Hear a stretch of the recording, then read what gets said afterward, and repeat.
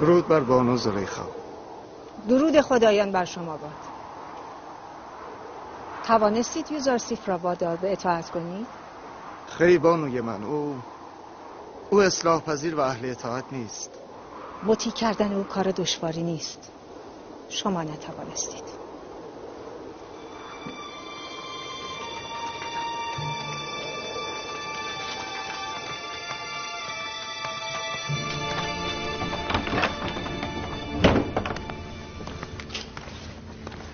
من این غلام عبرانی را به زندان انداختم که او را در قل زنجیر کرده گرسنه و تشنه نگهداری تا تنبیه شود،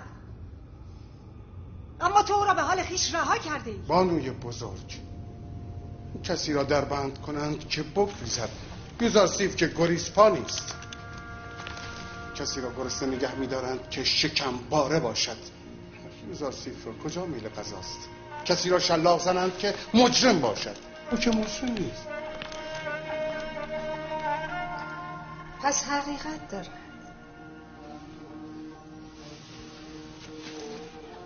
یوزارسیف همه شما را مجذوب خویش کرده است. صادقانه عرض کنم این حقیقت دارد. من به بانو زلیخا حق میدهم که شیفته یوزارسیف شود. او واقعا دوست داشته نیست. از کاریماما خواستم تا با او سخن بگوید. ایشان را نزد او ببرید. نگهبان، یوزارسیف را به اتاق ملاقات بیاورید.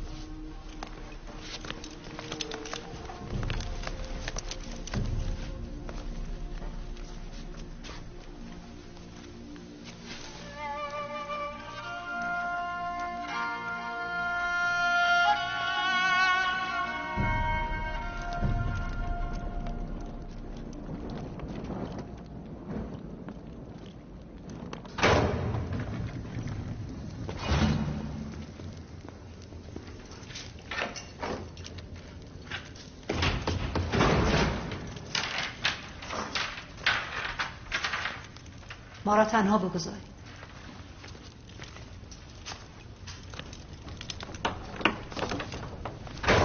باز چه شده کاریماما؟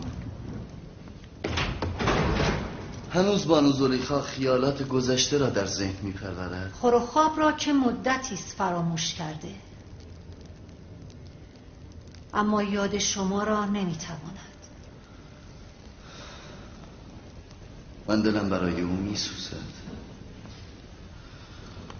ای کاش به جای این همه تبعیت از نفس قدری تابع عقل میشد. عاشق و عقل؟ زلیخا عاشق نیست. هوس را به خطای عشق تصور نکنید. عشق مقدس است و در دلهای آلوده آشیانه میگیرد. تو بانو زلیخا را آلوده میخوانی؟ به خدایان سوگند اگر او اجازه میداد تو را در زیر شکنجه وادار به تسلیم میکردم، اما چه کنم که زلیخا مانع میشود. زلیخا میداند که یوزارسیف تسلیم شدنی نیست، به همین دلیل به شما اجازه تندخویی نمیدهد. من زلیخا را دوست میدارم و او را در جهت رسیدن به خواسته هایش یاری میدهم، چه این خواسته هوس باشد چه عشق. من خواستار آزادی تو نیستم، اما زلیخا هست. من به خاطر زلیخا به اینجا آمدم تا راه آزادی را به تو نشاندم. شما چقدر زلیخا را دوست دارید؟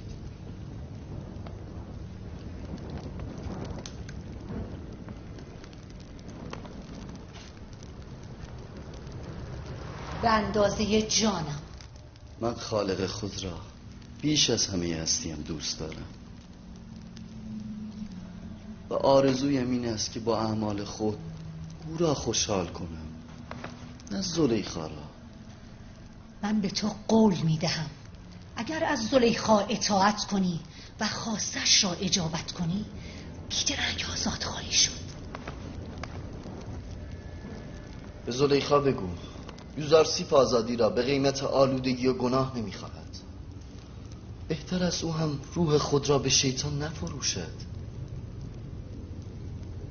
آیا در میان زنان مصر وفای به همسر و پاک دامنی جایی ندارد؟ علیرغم همه علاقه‌ای که به زلیخا دارم باید اقرار کنم که او زن بدی است. چگونه میتواند با وجود پوتیفار بزرگ و صاحب مقام به دنبال مرد دیگری چون تو باشد؟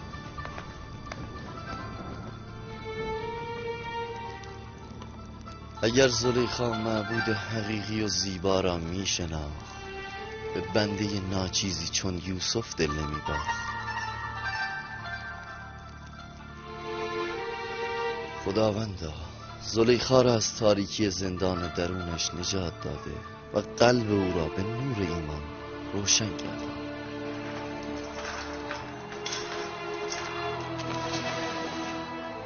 بگذارید آنقدر اینجا بماند تا بپوسد. اگر یوزارسیف پشت گوشش را دید، رنگ آزادی را هم خواهد دید.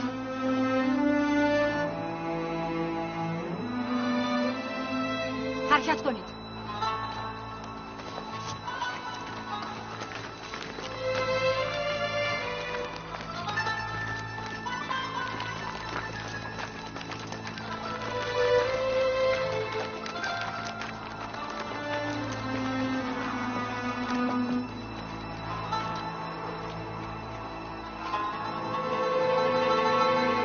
زلیخا قماربازی است که هستیش را باخته، اما ظاهر نمی کند.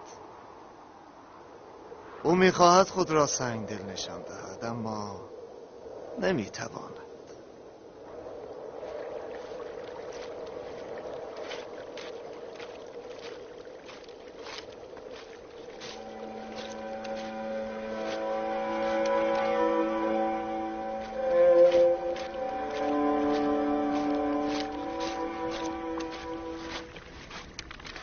درود خداوند بر تو باد.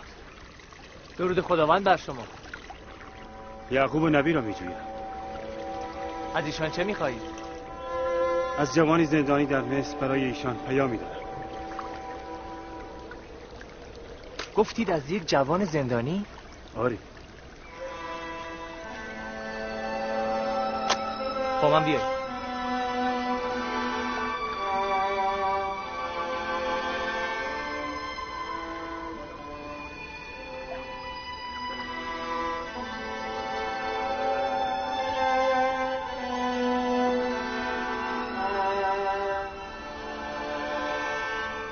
ظاهر او، قد و قامت او، سن و سالش. قامتی بلند داشت. به گمانم 30 یا 32 ساله می نمود. چهره او زیبا نبود. نامش یوسف نبود. جویای نامش شدم. گفت از بردن نام خود معذور است. زیبایی او هم از پشت ریش و موهای بلندش پیدا نبود. زیبایی یوسف من از پشت حجاب هم پیداست. نه، هیچ چیز نمیتواند او را پنهان کند. از بزرگ مردم کنعان پرسید. شما را گفتم. از 12 شاخه پربار و پرتوان سوال کرد. گفتم یکی را بریدند. چرا نامش را نگفت؟ چرا گفته معذور است؟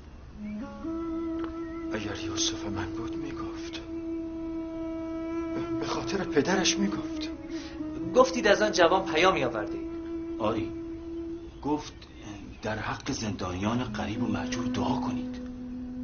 خداوند او را از بند زندان نجات دهد. زندانی گفت هرگاه دست تضرع به سوی حق برداشتید، در حق فرزندان دور از پدر و غریب دعا کنید. این یوسف من است.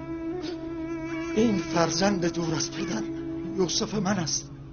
میشنوی بنیامین؟ این سخن برادرت یوسف است که در فراق پدر ناله می کند. آرام باشید پدر. یوسف در مصر چه می کند؟ آنها در زندان. غیر از این نشانه های او با یوسف تطبیق نمی کند. احساس می کنم این زندانی یا یوسف من است یا از اون خبر دارد. سخنانی هم در خصوص جانشینی خدا و شاخه بریده گفت که در خاطرم نمانده. خداوندا، آن زندانی را از کنج زندان به دامان پرمهر پدر برسان. خداوند قلب پدرش را به دیدار او روشن کند. اگر رخصت دهید من مرخص شدم. خدا نگهدار. خداوند شما را حفظ کند و پاداش نیکو دهد. امیدوارم که این چشم‌ها یوسف مرا دیده باشند. امیدوارم. خدا نگهدار. خدا نگهدار.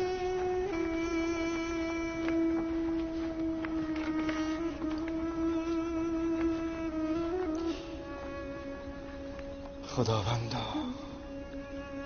حاجت آن زندانی ملتمس دعای مصری را برآور. عالی جناب فرمانده تاکلو.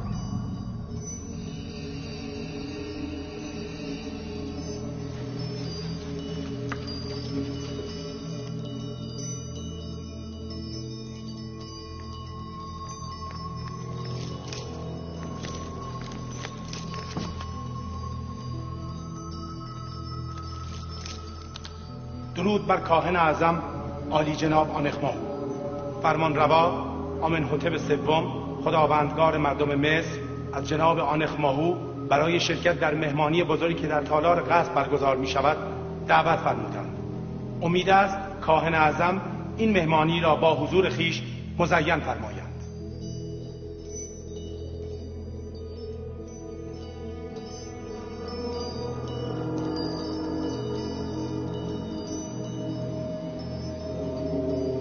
دعوت فرمانروا سپاسگزاریم و در میهمانی ایشان شرکت میکنیم. میتوانی بروی.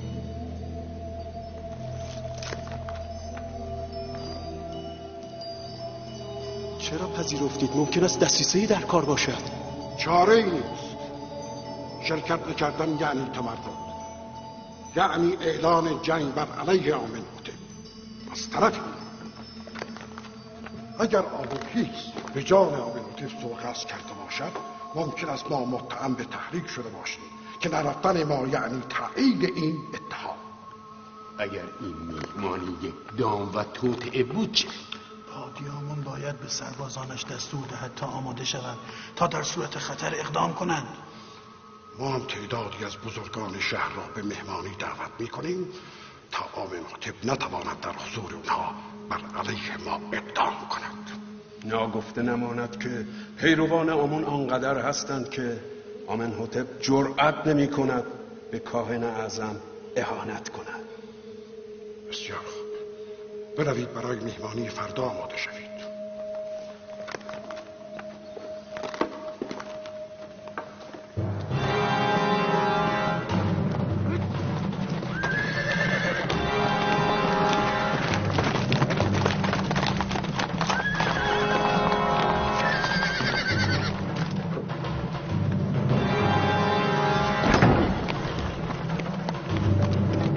درود بر عالی جناب پرمها.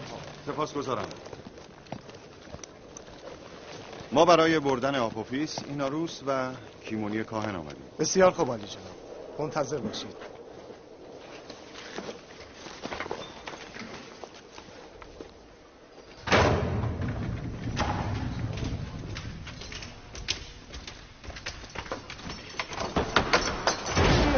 زندانی آپوفیس و زندانی ایناروس آماده رفتن شوند.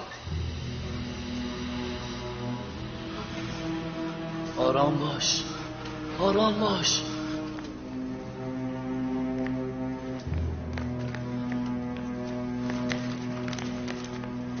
باید برای محاکمه نزد آمنحتب بروید. آپوفیس، آپوفیس، خدایی که ایمان آوردی توکل کن و به هر چه او اراده کرده راضی باش. اگر در این دنیا بودی که باز یکدیگر را ملاقات میکنیم و اگر رفتی بدان ما هم به زودی به تو ملحق میشویم. امروز روز سوم است.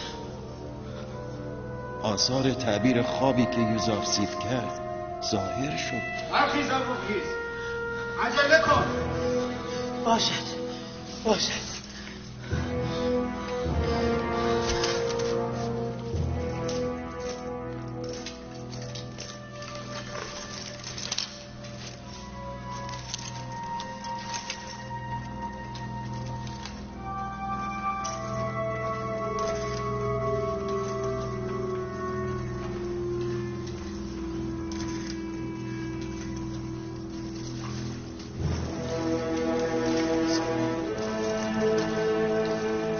دیدار خالق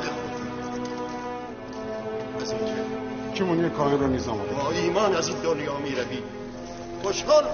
اگر زنده از اینجا آزاد شدم به دیدار شرابدار آمن‌هوتپ خواهم آمد. نمیخواهی مثل میمی سابو برای تو لباس و غذا بیاورم؟ برای من نه، برای اینم بیارم. اینانوس دعا کن که خداوند هر چه زودتر زمینه آزادی ما رو فراهم کند. هی آپاپیز، نگران نباش. بیسکویی های یوزارسیف دروغ هست، هیچ اتفاقی نمیافتد. من به تو قول میدم.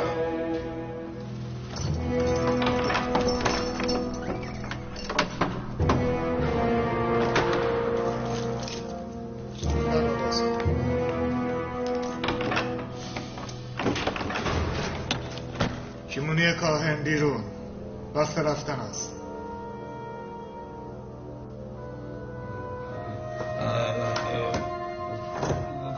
کجا؟ نمیدانم. سواران قصر آمن‌هوتپ برای بردن تو آمدند. او را قل زنجیر کن.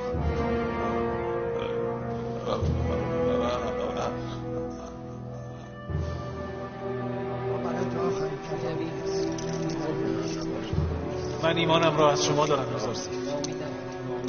سعی میکنم آن را حفظ کنم. تو به نزد آمن‌هوتپ میروی و جایگاه و منزلت سابق را خواهی یافت. آمن‌هوتپ یک بار مرا دیده و خاطره خوبی از او دارد. از من نزد اربابت یاد کن و بگو یوزارسیف بیگناه است و بیهوده او را در حبس کرده. حتما مطمئن باشید من اسباب آزادی شما را فراهم میکنم. خدا نگهدار. خدا نگهدار. خدا نگهدار.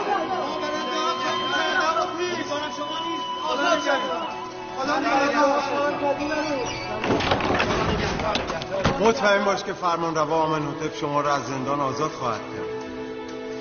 ای کاش ما هم کسی رو داشتیم تا از او یاری بخواهیم. چه گفتی؟ گفتم آمن‌هوتپ شما را از زندان آزاد خواهد کرد. او قدرت این کار را دارد.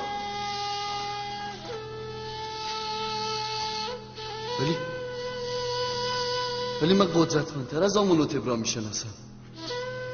چرا به اون نگفتم؟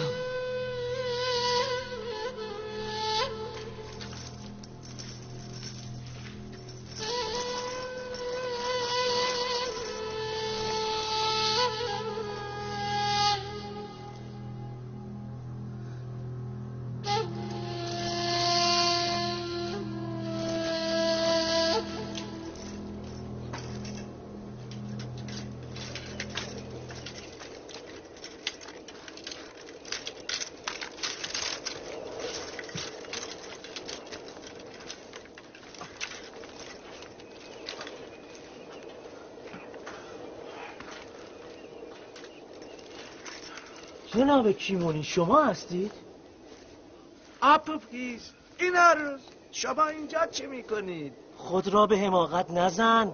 ما 2 تن ماهاست که در اینجا زندانی هستیم، اما هیچ یک از کاهنان و مسئولین معبد به سراغ ما نیامدند. چرا باید میآمدیم؟ زندان شما چه ارتباطی به ما دارد؟ خیلی پستید. ما به خاطر شما در زندانیم. اگر دستهایم بسته نبود دندانهایت را خرد میکردم تا بفهمید چرا باید به سراغ ما در زندان میآمدی. رذل کثیف. چهره آنها را بپوشانید، نباید شناخته شوند.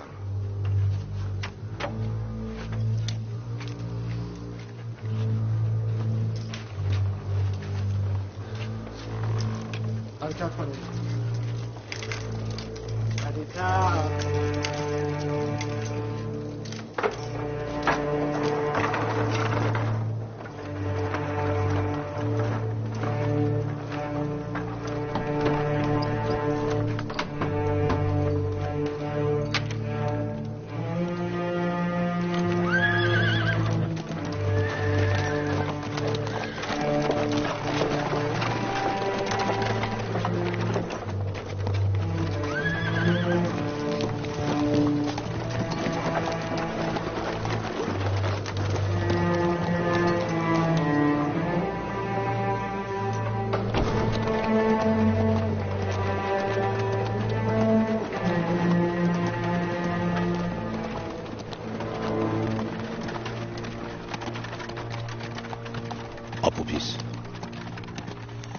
حافظ،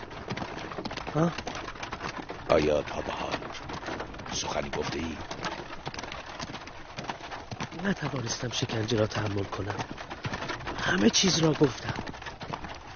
به نابودی بستگان، همسر و فرزندانت فکر نکردی؟ شلاق و شکنجه هر فکری از سر آدم بیرون میکنن. به هر حال کار از کار گذشته. میدانم که شما تهدید خود را عملی نخواهید کرد. هنوز دیر نشده. این کار کن. یقین بدان که معبد انتقام سختی از تو خواهد گرفت. اقرار کرده نزد همه. این کار فایده نداره. بگو اقرار در اثر شکنجه بوده. از ترس جان اقرار کرده. بوتیفار آنقدرها هم ساده نیست. نمیپذیرد. چاره ای نیست. اگر این کار نکنی تمام بستگان و خیشانت را از دست خواهی داد. ببندید دهنتان را. ساکت!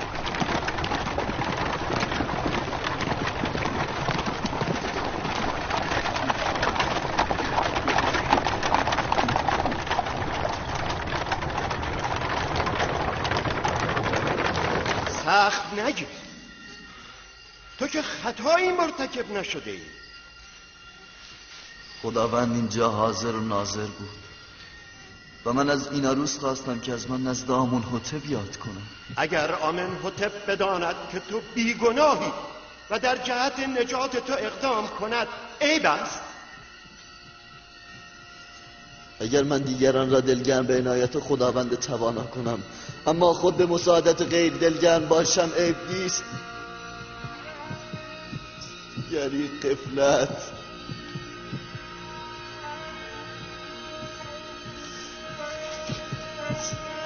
تو فقط خواستی که فرمان روا از حال تو غافل نباشد و متوجه بیگناهی تو شود. همین.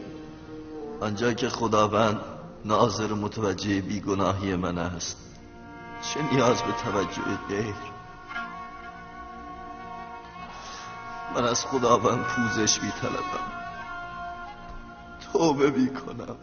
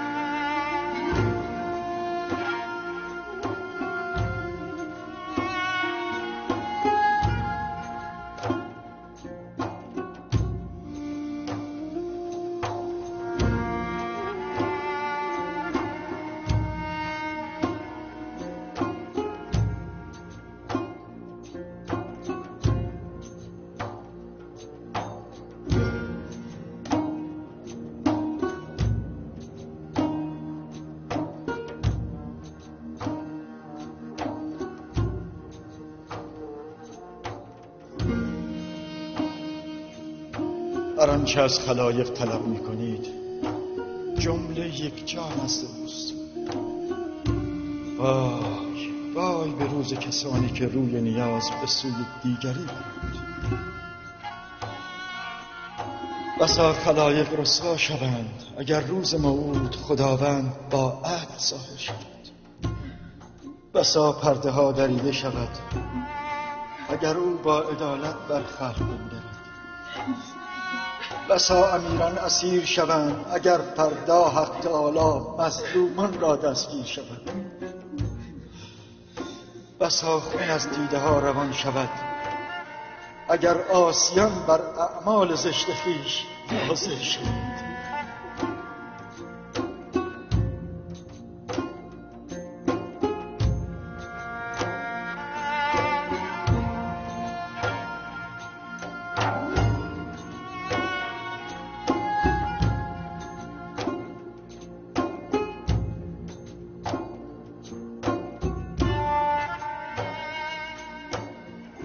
آمده ای که مرا به مجازات خطایم آگاه کنی.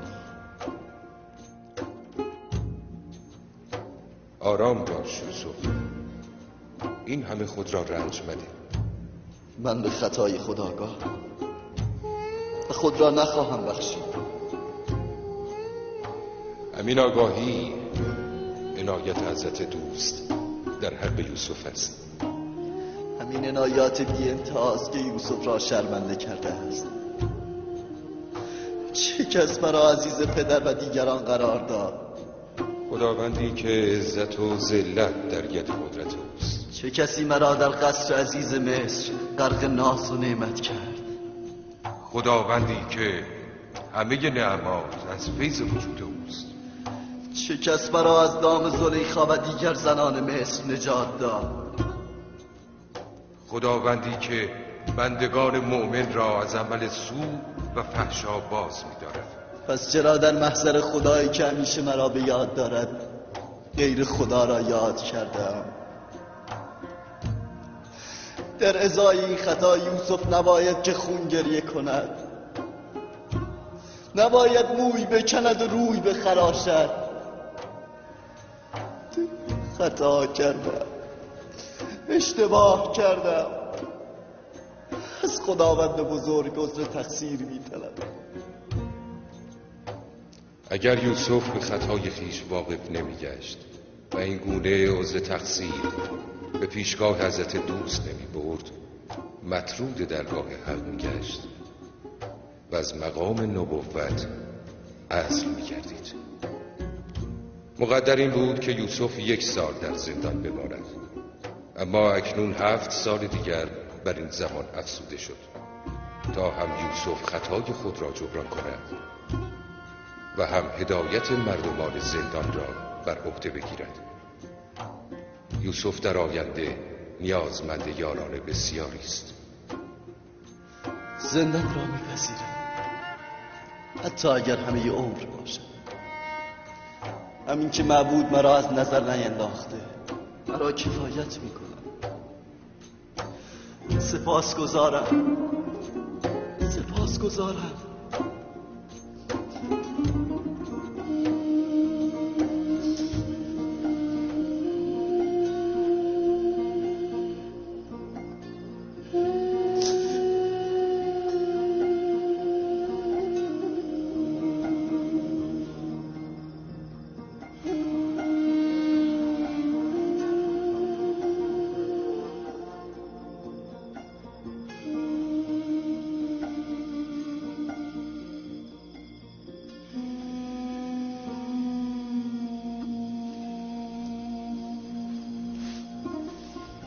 مرا ببخشید، خوابتان را آشفتم.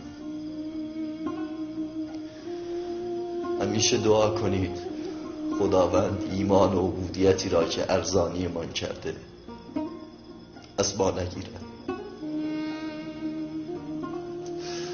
همیشه بگویید پروردگارا قلبم را تاریک و تباه نکن بعد از آن که هدایتم کرد.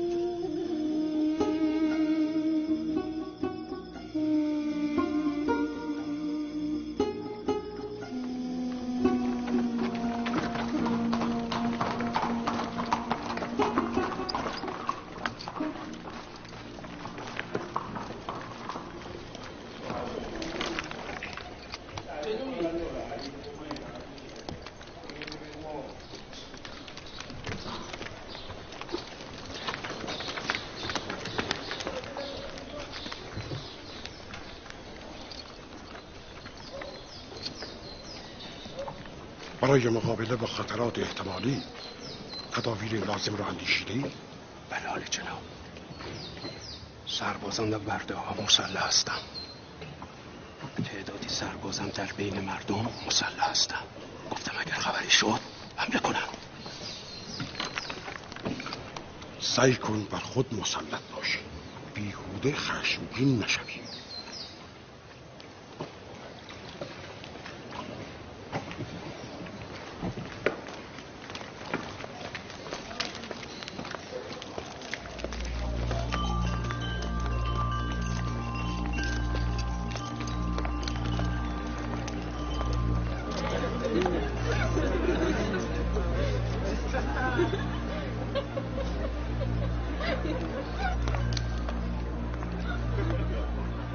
جناب پادیامون، سلاح‌هایتان.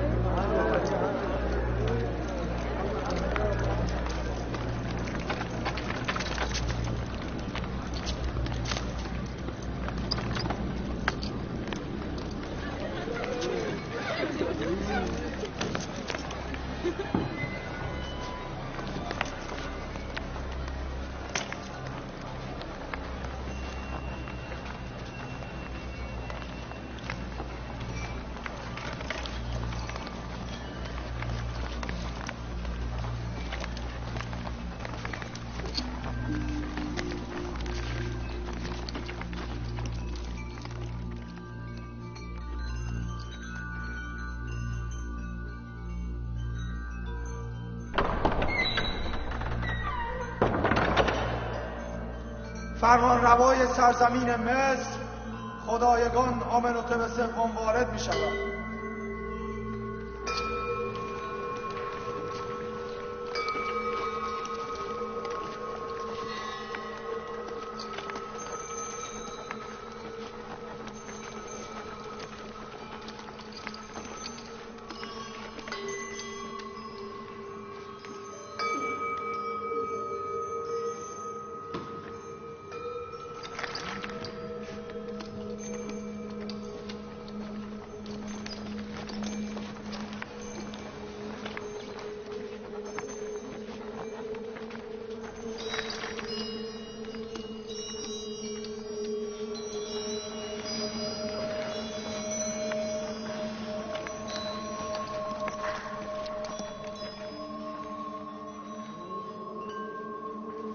به جناب آنخماهو، کاهن اعظم معابد خدایان سرزمین مصر، به میهمانی امروز خوش آمدید. درود بر فرمانروای بزرگ مصر خدایگان آمنحتب سوم، بزرگترین فرمانروای همه اقصار مصر.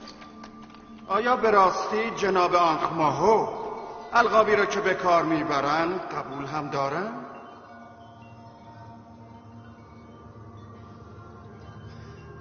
ما تردیدی نداریم و آنچه که گفتم از سر صدق است. تمام فرمانروایان مصر از نظر کاهنان معبد آمون مقام نیم خدایی دارند. من از شما بزرگان معابد سوال میکنم، اگر کسی علیه چنین مقامی که آنخماهو گفته توطئه کند، جاش چیست؟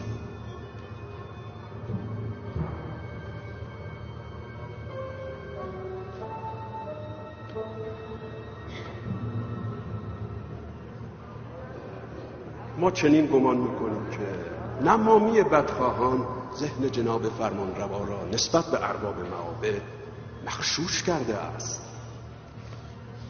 ولی جناب فرمانروا مطمئن باشند که بدگویی خبرچینان نمیتواند از ارادت ما نسبت به فرمانروا بکاهد، هرچند که خاطر عزیزشان از ما مکدر شده باشد.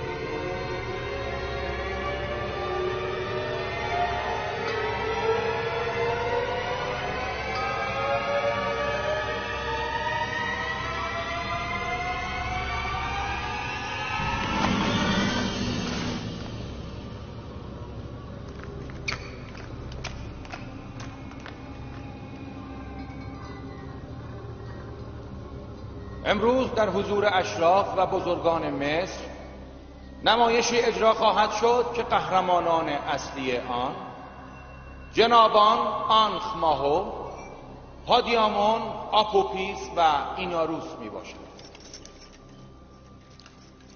خب جناب آنخ ماهو، آیا اینان را می شناسید؟ بله، اگر اشتباه نکرده باشم اینان سفره‌دار و شرابدار جناب آمنحتب هستند. آیا رابطه این دو با معبد را آشکار می کنید؟ یا از آنان بخواهم که همه چیز را برملا کنند؟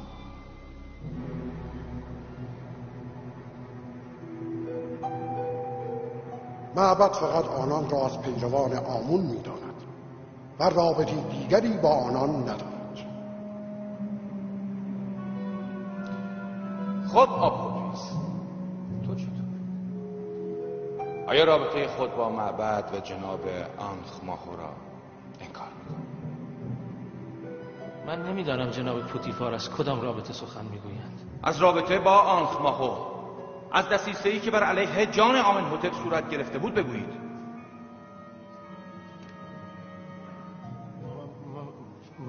من چنین رابطه‌ای با جناب آنخ ماهو نداشتم. نه. اما تو در حضور مأموران زندان اقرار کردی که آنخ ماهو به تو 1000 سکه طلا داده تا زهر در جامعه فرمان روا بریزی. چند تن شاهد این اقرار بودن. من انکار نمی‌کنم، هرگز. اما آن اقرار از ترس جان و خلاصی از شکنجه بود. سوء قصد به جان عالی جناب فرمان روا را چه میگویی؟ چرا چنین کاری را کردی؟ ربطی به جناب آنخ ماهو و کاهنان معبد ندارد.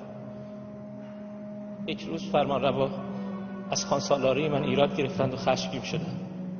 ترسیدم که به بهانه قصد جان من کنند. از این رو من هم تصمیم گرفتم که پیش دستی کنم. میدانی مجازات کسی که به جان فرمان روا سوء قصد کند مرگ است؟ بهتر نیست که عاملان اصلی را نیز معرفی کنید تا به سزای عملشان برسند.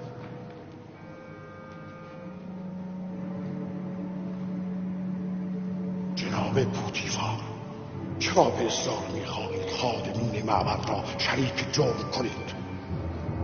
او در حضور مردم رابطه خود را با معبد انکار کرده است. شما دیگر در صدد اثبات چه هستید؟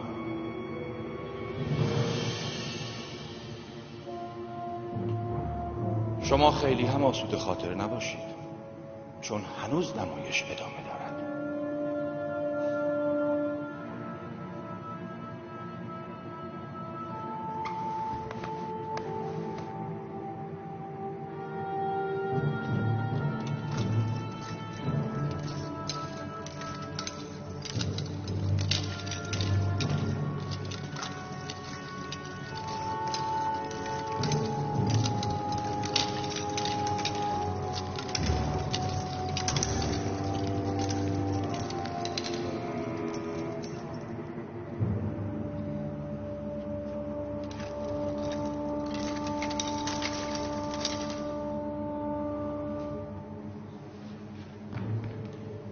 خب جناب کیمونی، شما جلوی زندان زاویرا چه می کردید و چرا سراغ آپوپیس را می گرفتید؟ به خاطر همسر و فرزندانش که گریه می کردن و از آپوپیس بی اطلاع بودن. قول دادم خبر خوشی برایشان ببرم. همه جا سر زدم. جلوی زندان زاویرا که رسیدم توسط مأمورین شما دستگیر شدم. ولی آپوپیس پیشتر در زندان اقرار کرده که توسط شما نزد آنخ ماهو رفته و برای کشتن فرمانروا تدبیر شده است. اقرار تحت شکنجه هیچ ارزشی ندارد جناب هورفا.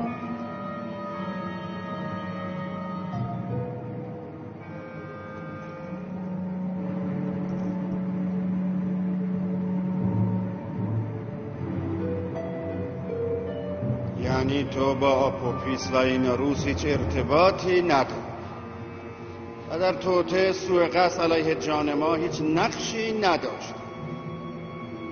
خیر خداوندگار من، هیچ رابطه ای با یکدیگر نداریم. و تو آپوپیس هیچ ارتباطی با کیمونی و آنخماهو نداشت؟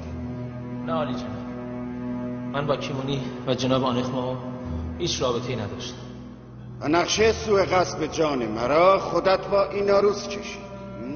نه عالی جناب، نه، من از این ماجرا بیخبر بودم. راست میگوید عالی جناب، او از این ماجرا بیخبر بود. همه این نقشه را من کشیدم. من از او خواستم که با من همکاری کند، اما نکرد و به شما خبر داد.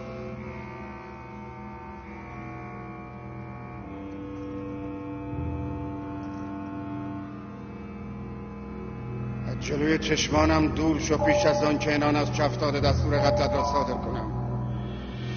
دلی اینان تو را نجات. بار دیگر اگر توطئه کنی آمون هم نمیتواند تو را نجات دهد. دور شو.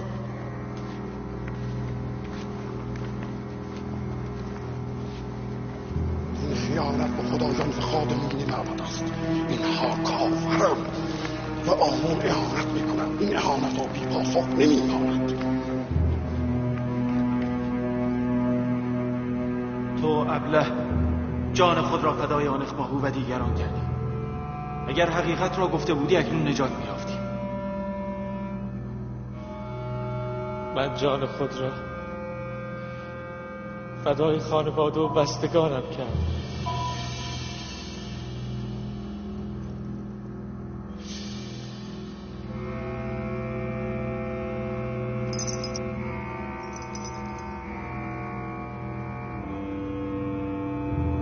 این عروس آزاد است، ولی آپوپیس فردا به دار مجازات آویخته می شود تا عبرت سایرین گردد.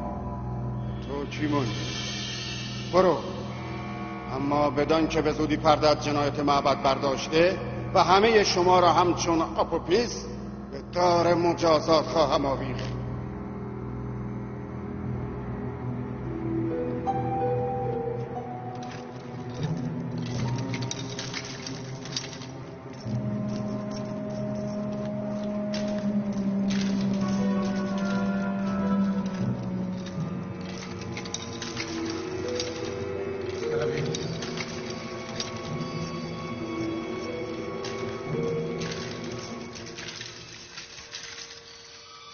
نمایش تمام شد. همه بیرون.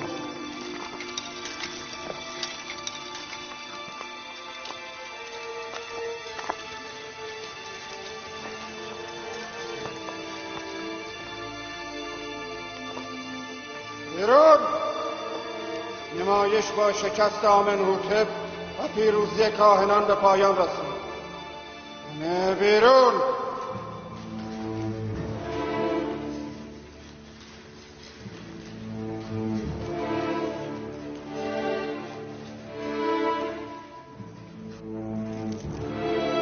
نروس. بله عالی جناب. مگر تو شرابدار ما نیستی؟ چرا عالی جناب؟ چرا؟ شرابت تو؟ در خدمت هم عالی جناب.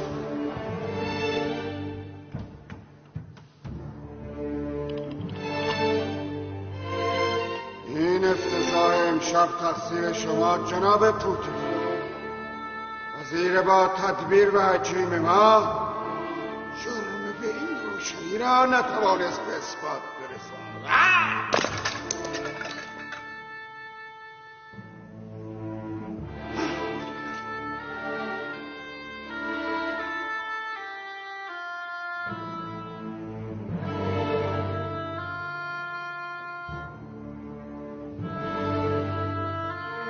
شما که گفتید اوضاع بر وفق مراد است جناب پوتیفار،